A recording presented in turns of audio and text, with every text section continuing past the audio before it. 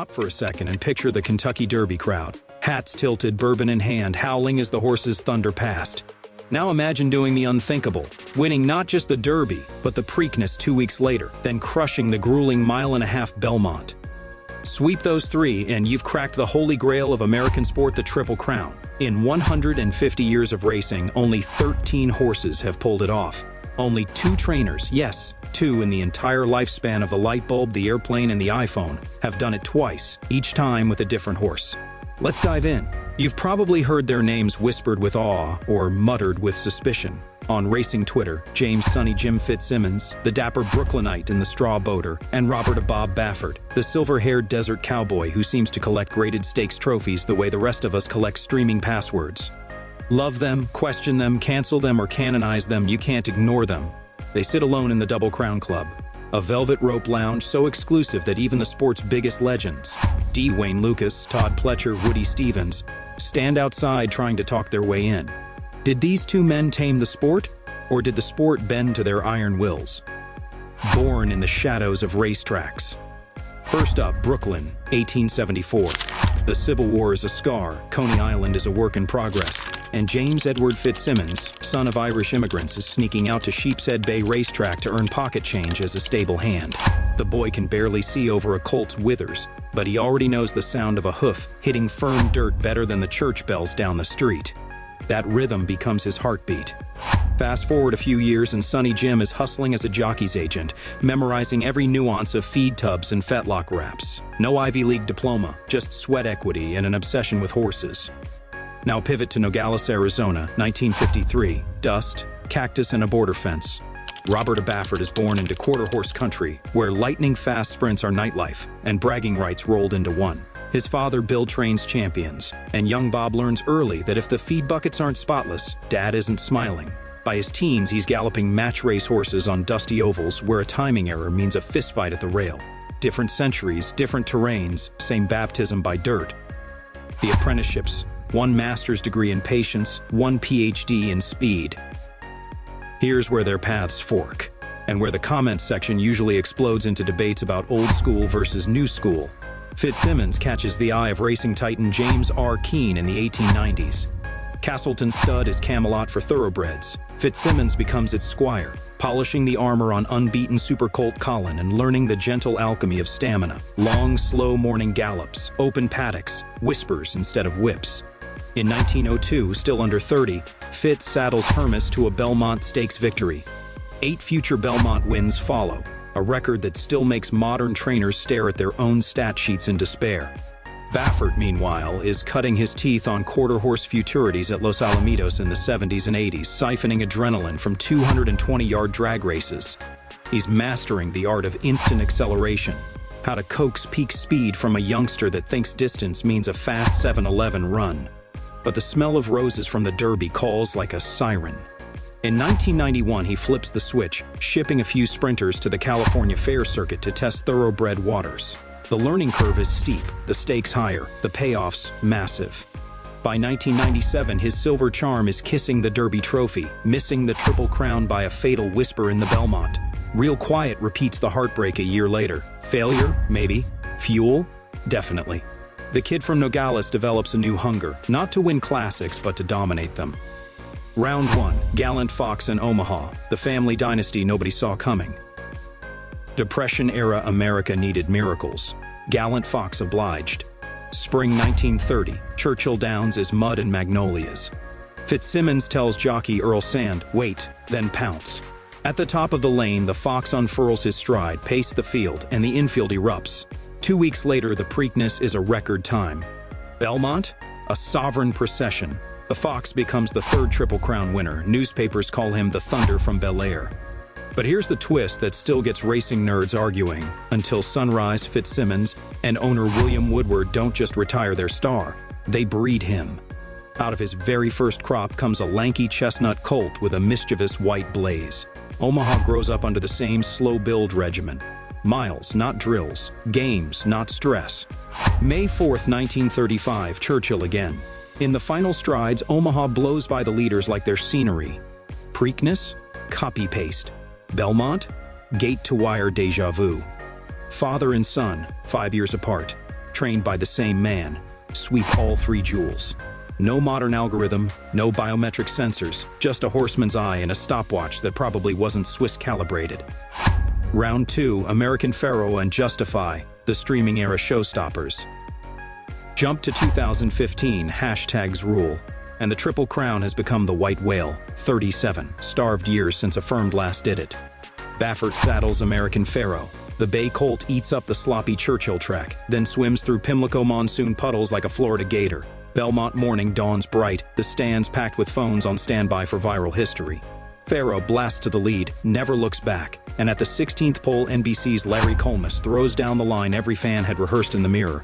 The 37-year wait is over. Has there ever been a louder roar in Queens? Debate that below in the comments. Lightning striking twice is cliché, until it isn't. February 2018, Justify debuts at Santa Anita, shattering a maiden field with red alert fractions. Racing forums warn, too late. No horse since Apollo in 1882 has won the Derby unraced at 2. Baffert doesn't flinch. Derby day is rain again. Justify splashes home.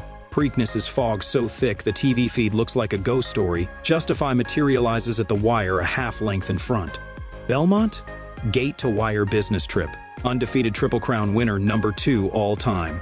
And the fastest from first start to immortality, 112 days. Still think Apollo's curse was unbeatable? Post your apology note below in the comments. The slow cooker versus the pressure cooker. Here lies the philosophical battleground. Fitzsimmons, archpriest of patience, starts each day with long, mind-settling gallops. He swears by turnout paddocks. Let them be horses, he'd say, leaning on the rail, straw boater tilting. He waits for a colt to ask for tougher work. Critics sniped that he could be overly cautious. His horses, they argued, peaked late. Then the results drop. 10 champions, 8 Belmonts, 2 Triple Crowns, and the sniping stops. Baffert builds horses like Silicon Valley builds startups, rapid iteration plus relentless data. He's on the Shedrow at 4 a.m., phone light in his face, analyzing gallop replays before half the sport has hit snooze. Yes, he breezes more often. Yes, his feed program is a 4-star nutritional spreadsheet. Owners call it genius. Detractors say it's a tightrope walk that sometimes tilts into the vet's office. 2 Triple Crowns in 4 years is Exhibit A for the defense. A string of medication positives, including Medina Spirit's now infamous 2021 test. That, Exhibit A for the prosecution. Supporting cast, side quests, and scandals. If Fitzsimmons were alive today, his LinkedIn would read like a Hall of Fame plaque factory. He sculpted Farino, fame-brushed Nashua, polished Johnstown, and even pinch hit for an injured Tom Smith. To oversee Seabiscuit's prep for the 1937 Pimlico Special Showdown with War Admiral. Off the track, he served as a jockey club vice president and mentored his son, Jimmy.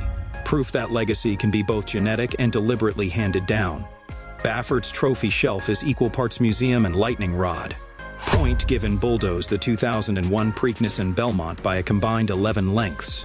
Arrogant snatched the 2016 Breeders' Cup Classic, then went to Dubai to snatch the World Cup purse for dessert. Authentic won a pandemic-year derby most of us watched in pajamas. Yet Baffert's era is one of 24-hour news cycles and social media pylons. Every lab test becomes a push notification. The trainer gets suspended, appeals, sometimes wins, sometimes loses, but always emerges. Back in the spotlight, his white hair impossible to miss on the backstretch. Fair? Unfair? You decide. Who are these men when the cameras cut? Fitzsimmons, married to Anna Lenehan for over 6 decades, was a track father figure. Approachable, firm, trustworthy.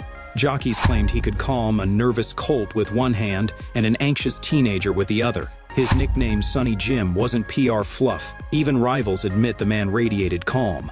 In an era without microphones jammed in every face, that calm turned mythical. Baffert? Camera-ready quips, wraparound shades, a drawl honed on desert heat. First marriage to Sherry anchors his quarter-horse chapter. Second marriage broadens the family to 5 kids. Some fans label him racing's rock star renegade. Others see a carnival hawker. Interview him live and you get both personas mashed into sound bites. Self-deprecating jokes followed by laser-sharp tactical analysis. He will answer a question with a shrug, then blueprint a mile-and-a-half pace scenario in the same breath. Legacy is still under construction, and why that should make you nervous. Here's the cold data. Fitzsimmons retired in 1963 with 8 Belmonts record-tied. 2 Triple Crowns and a Hall of Fame induction. He passed away in 1966, reputation intact, the sort of icon that makes modern trainers wish they could travel back to ask him how he kept horses sound on 1930s barn flooring. That legacy feels carved in granite. Baffert is alive, training and suspended in some jurisdictions, while welcomed in others.